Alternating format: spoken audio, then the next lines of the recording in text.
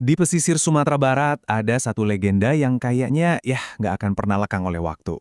Ini bukan cuma sekedar tuh cerita pengantar tidur loh, tapi ini adalah sebuah peringatan yang keras tentang ambisi, tentang harga sebuah janji, dan yang paling penting tentang ikatan suci antara ibu dan anak yang nggak boleh sama sekali dikhianati. Nah, yuk kita bedah bareng-bareng kisah Malin Kundang. Oke, jadi coba bayangin ya, cerita kita ini dimulai di sebuah desa nelayan yang tenang banget, adem ayem, jauh di masa lalu. Kehidupan di sana ya gitu, sederhana. Semuanya diatur sama ritme pasang surut air laut. Nah, disinilah, di desa kecil inilah, seorang anak laki-laki dengan mimpi yang luar biasa besar dilahirkan. Di sebuah gubuk yang ya bisa dibilang sangat sederhana, hiduplah Malin Kundang sama ibunya. Mereka ini benar-benar serba kekurangan, nggak punya apa-apa, kecuali satu sama lain. Tapi jangan salah, cinta di antara mereka itu kaya banget. Malin ini anak yang cerdas, berbakti, ya pokoknya dia adalah segalanya deh buat ibunya yang sudah menjanda. Terus, suatu hari, sebuah kapal dagang yang super besar berlabuh di desa mereka. Pemandangan ini langsung menyulut api di dalam diri Malin. Nah, ini dia nih, momen kuncinya. Dia itu nggak cuma ngelihat kapal, tapi dia melihat sebuah tiket. Tiket untuk keluar dari kemiskinan dan kesempatan buat mengangkat derajat ibunya. Dengan tekad yang udah bulet, yang udah membara, Malin memohon restu ibunya buat ikut berlayar. Tentu aja, hati si ibu langsung hancur. Kebayangkan harus pisah sama anak satu-satunya. Tapi, pas dia lihat api ambisi di mata putranya, dia tahu dia nggak bisa menahan Malin. Jadi, dengan berat hati, dia merelakan Malin pergi. Di tepi pantai, di tengah isak tangis, Malin memeluk ibunya untuk yang terakhir kali. Sambil mengucapkan sebuah janji suci. Dia bilang, "Ibu, aku akan pulang sebagai orang kaya. Aku janji akan membahagiakan ibu." Nah, janji inilah yang jadi poros dari keseluruhan cerita ini. Ingat baik-baik janji ini ya. Waktu pun berjalan, tahun-tahun berlalu begitu saja. Selama itu, Malin benar-benar banting tulang di lautan.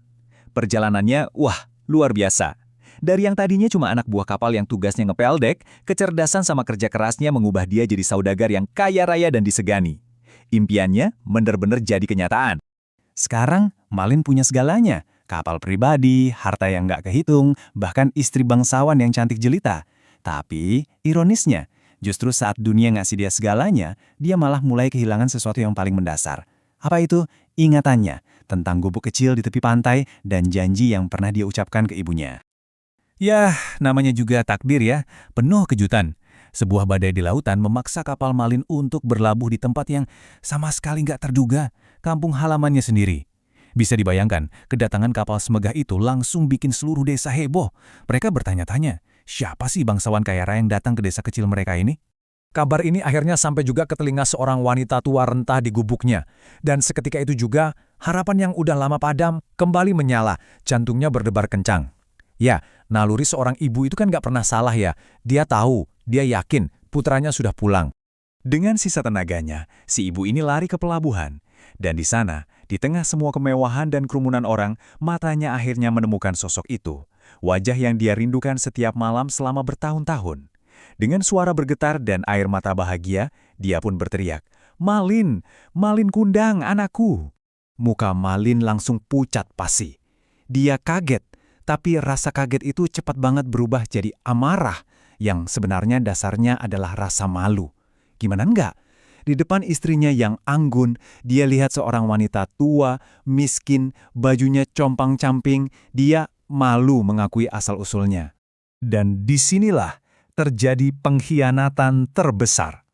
Malin mendorong ibunya sendiri sampai jatuh ke tanah. Sambil membentak, dia bilang, "Aku nggak kenal kamu, perempuan tua. Ibuku sudah lama meninggal. Dia nggak mungkin sekotor kamu."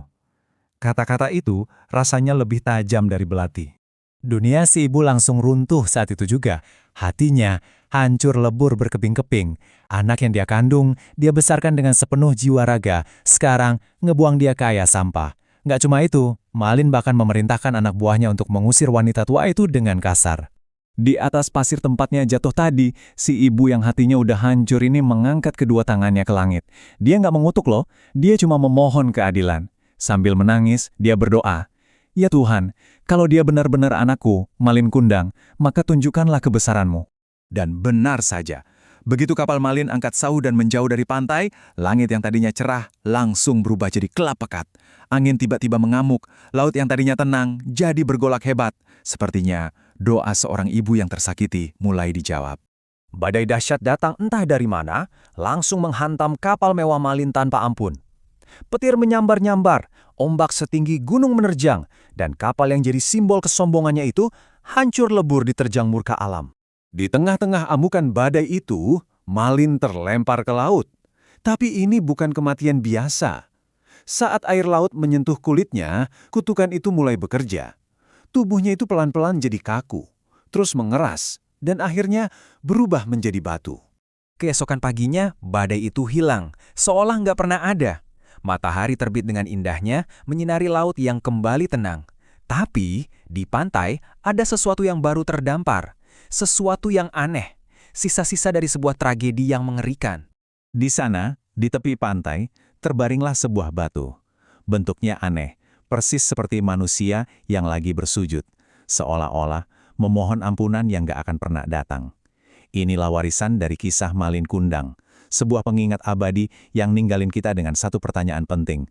Sebenarnya, berapa sih harga yang harus kita bayar saat kita melupakan dari mana kita berasal? Dan yang lebih penting lagi, saat kita melupakan cinta seorang ibu.